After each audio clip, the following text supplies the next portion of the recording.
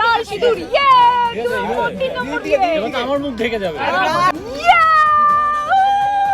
এগিয়ে গেল নাকে ফেলে নাকে ফেলে দিয়েছি।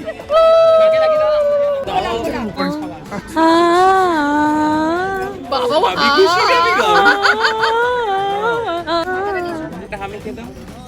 তাহলেই হয়েছে।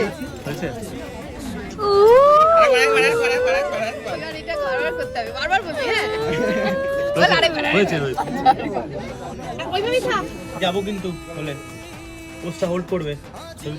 1 বছর আগে এরকম সময় যখন আমাদের বিয়ে হয়ে গেছে, তারপরে আমাদের কাপল শ্যুটটা করা হয়নি, কারণ আমার ভাই অসুস্থ হয়ে পড়েছিল বিয়েটাতে।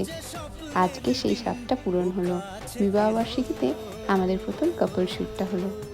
প্রার্থনা করো যেন আমরা দুজনে এরকমভাবে একে অপরের সাথে ভালোবেসে থাকতে পারি।